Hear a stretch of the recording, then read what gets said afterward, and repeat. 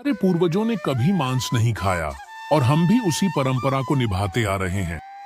हर घर में रोज सब्जी, दाल, चावल, रोटी बनती थी।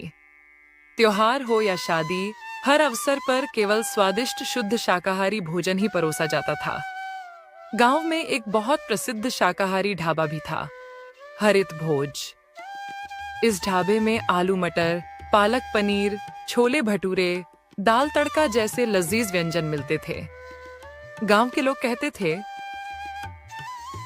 हरित भोज में खाना नहीं खाया तो मानो त्योहार अधूरा रह गया।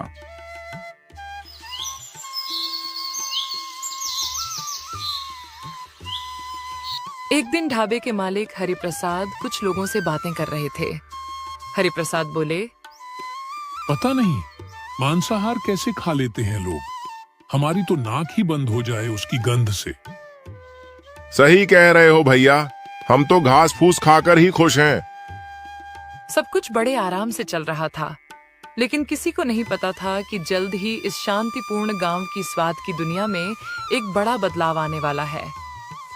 और ये बदलाव तब शुरू हुआ जब एक दिन गांव में एक नया जोड़ा आकर बस गया, अर्जुन और कविता। वे शहर से आए थे और गांव के किनारे एक सुंदर सा मकान किराए पर लेकर रहने लगे। किसी को अंदाजा नहीं था कि इन दोनों के आने से गांव की खाने की परंपराएं ही बदल जाएंगी। गांव में अर्जुन और कविता की आमद सबके लिए एक नई बात थी। लोग उन्हें कौतूहल भरी निगाहों से देखते थे। शहर से आया कपल, साफ सुथरे कपड़े, शिष्ट व्यवहार और थोड़ी अलग सी बोली। अर्जुन पेशे से शेफ रह चुका था और कविता को तरह तरह के खाने पकाने का शौक था।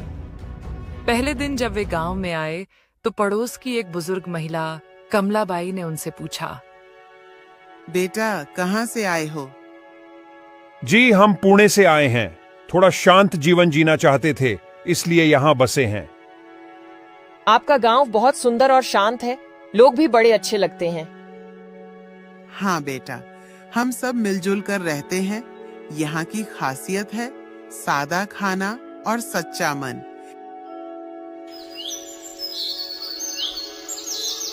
कुछ दिन बाद अर्जुन और कविता ने सोचा कि गांव के मशहूर ढाबे में खाना खाया जाए। वे दोनों हरित भोज पहुंचते हैं। वहां की सादगी देखकर वे हैरान रह जाते हैं। बेंत की कुर्सियां, मिट्टी की दीवारें और खाना पूरा शुद्ध शाकाहारी। अर्जुन ने मेन्यू देखा और कहा, कविता, यहाँ तो एक भी नॉन वेज आइटम नहीं है। हाँ, अरे देखो जरा, सारा वेज ही वेज। दाल, सब्जी, पनीर, चिकन या मटन का नाम तक नहीं। अर्जुन ने ढाबे के मालिक हरिप्रसाद से पूछा, भैया आपके यहाँ नॉन वेज नहीं मिलता? Non veg? अरे भाई, यहाँ तो किसी ने कभी अंडा भी नहीं खाया। ये गांव पूरा शाकाहारी है और हमें नॉन वेज बनाना आता ही नहीं। अर्जुन और कविता ने एक दूसरे की ओर देखा, मुस्कुराए और बिना कुछ बोले खाना खाया।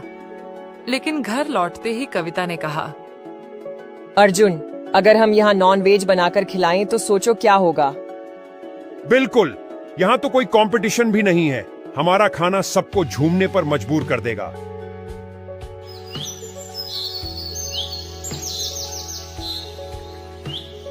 अर्जुन और कविता ने अब तय कर लिया था कि गांव वालों को नॉन वेज का स्वाद चखाना है।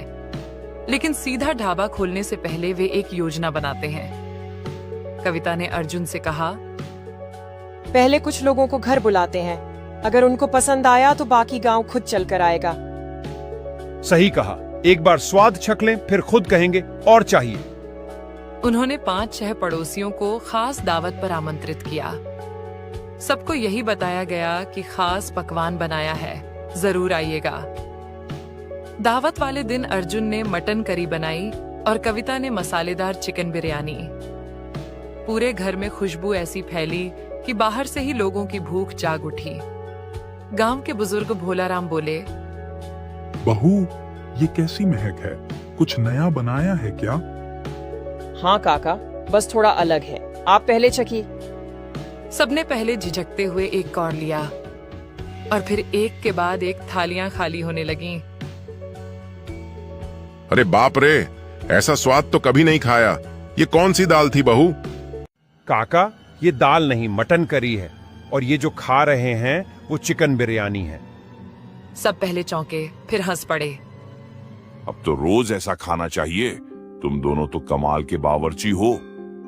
यही था वो मोड़ जहां से गांव के स्वाद में बदलाव शुरू हो गया। अगले ही दिन पूरे शांतिपुर गांव में एक ही बात की चर्चा थी। अर्जुन और कविता ने जो खाना खिलाया वो तो स्वर्ग जैसा स्वाद था। चौपाल पर बैठे बुजुर्ग हों या खेतों में काम करती महिलाएं, सब एक दूसरे से पूछ रहे थे, तुमने खाया क्या वो मटन वाला खाना? अरे हाँ, बिरयानी की खुशबू तो अब भी नाक में बसी है। रामू काका, जो अब तक पक्के शाकाहारी माने जाते थे, मुस्कुराते हुए बोले, अरे भाई, मटन करी तो ऐसी थी कि रोटी खुद ब खुद उसमें डूबने को मचल रही थी। धीरे धीरे अर्जुन और कविता के घर पर और लोग भी आने लगे। सब वही बात कहते, वो खाना फिर से मिलेगा क्या? हमारे घर में भी बनाकर खिलाओ ना। हम दोनों सोच रहे हैं कि एक छोटा सा नॉन वेज ढाबा खोलें। वहां रोज अलग अलग नॉन वेज डिश मिलेंगी। खोलो खोलो, हम तो सबसे पहले आएंगे खाने। नाम सोच लिया है, होटल भाग्यश्री। हमारे हाथों का भाग्य सबके स्वाद में भर देगा। अर्जुन और कविता को अब पूरा विश्वास हो गया था कि उनका सपना साकार होने ही वाला है।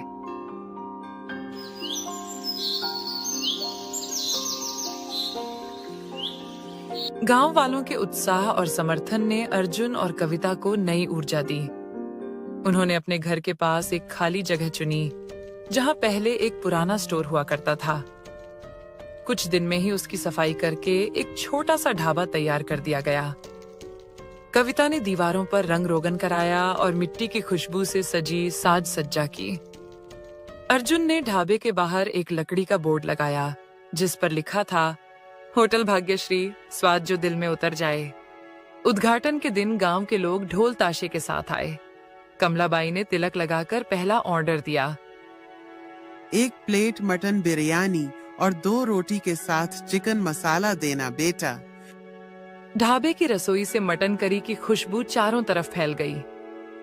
कविता बड़े प्यार से पत्तल में खाना परोस रही थी और अर्जुन ऑर्डर ले रहा था। श्यामू काका बोले, अरे वाह, होटल तो एकदम शहर जैसा लग रहा है। खाना भी वैसा ही है। पहले दिन ही पूरा खाना खत्म हो गया।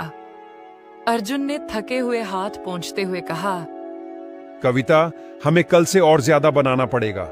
इतनी जल्दी तो कभी होटल फुल नहीं हुआ। ये तो बस शुरुआत है।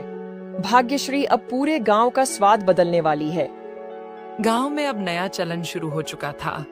जहां कभी सिर्फ सब्जियों की महक आती थी, वहां अब मसालों और मटन की खुशबू तैरने लगी थी।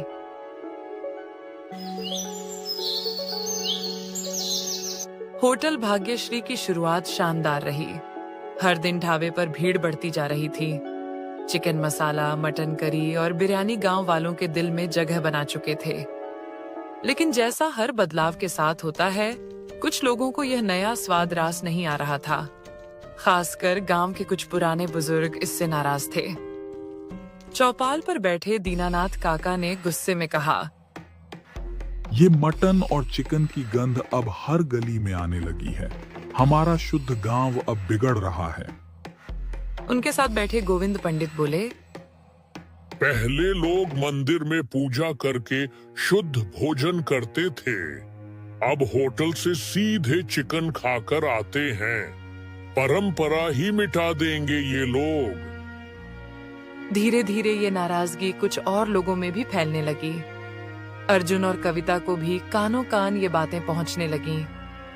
कविता ने चिंतित होकर अर्जुन से कहा, सुन रहे हो, कुछ लोग हमारे खिलाफ बोल रहे हैं। कहते हैं हम परंपरा बिगाड़ रहे हैं। अर्जुन ने शांत स्वर में कहा, कविता, हर बदलाव में शुरुआत में विरोध होता है, लेकिन अगर हमारा इरादा साफ है और लोग खुश हैं तो सब ठीक होगा।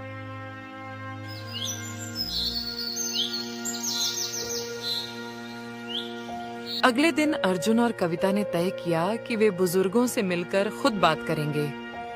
वे चाहते थे कि कोई भ्रम या नाराजगी न रहे। कविता बोली, हमें समझाना होगा कि हम किसी की भावना आहत नहीं कर रहे, बस एक नया विकल्प दे रहे हैं। अर्जुन और कविता ने तय किया कि अब चुप बैठने से काम नहीं चलेगा। अगले दिन वे सीधे चौपाल पहुंचे, जहां गांव के बुजुर्ग रोज बैठकर बातें करते थे। वहां पहले से ही दीनानाथ काका, गोविंद पंडित और कुछ अन्य लोग मौजूद थे। अर्जुन ने नम्रता से कहा, नमस्ते काका, एक बात करनी थी आप सबसे, थोड़ी देर बैठ सकते हैं?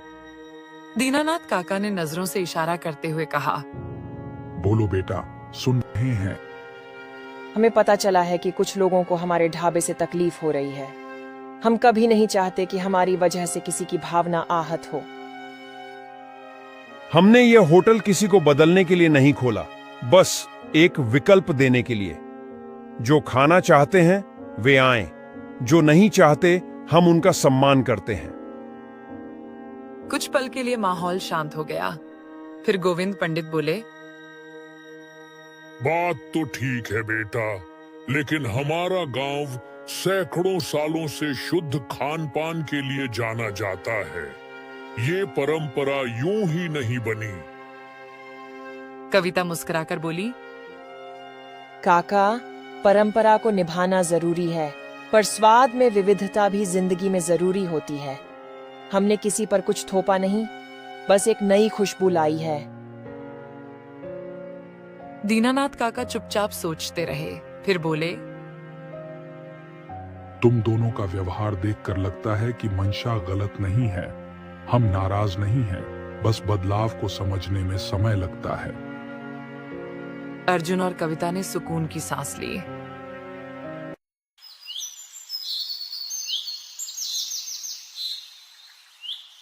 अर्जुन और कविता की विनम्रता और समझदारी ने गांव के बुजुर्गों का दिल जीत लिया था। विरोध धीरे धीरे शांत हो गया। अब लोग समझने लगे थे कि होटल भाग्यश्री ने किसी पर परंपरा नहीं थोपी, बल्कि एक नया स्वाद दिया है, चुनने का अधिकार। कुछ ही हफ्तों में होटल भाग्यश्री की लोकप्रियता बढ़ने लगी। गांव के लोग ही नहीं, अब आसपास के गांवों से भी लोग खाने आने लगे। एक दिन अर्जुन होटल के बाहर बैठा ऑर्डर लिख रहा था कि एक बाइक पर 2 युवक आए और बोले, भाई, यहाँ की चिकन बिरयानी के बारे में बहुत सुना है, 2 पैक कर दो, घर में सब इंतजार कर रहे हैं। कविता मुस्कुराकर बोली, गर्मा गर्म तैयार है, 5 मिनट दीजिए। होटल के बाहर भीड़ लगी रहती। कुछ खाने के लिए बैठते, कुछ पैक करवा ले जाते। गांव की महिलाएं भी अब कविता से सीखने आने लगी थीं। बहन जी, वो मसाले वाली मटन करी सिखा दो ना, पति रोज उसी की फरमाइश करते हैं। ये सब देखकर गांव के पुराने बुजुर्ग भी अब मुस्कुराने लगे थे। दीनानाथ काका एक दिन खुद होटल आए और बोले, आज तो हम भी देख लें ये बिरयानी कैसी है। वे खाने के बाद बोले, स्वाद में प्यार हो तो रिवाज भी झुक जाते हैं। तुम दोनों ने गांव के स्वाद में एक नई मिठास घोल दी है।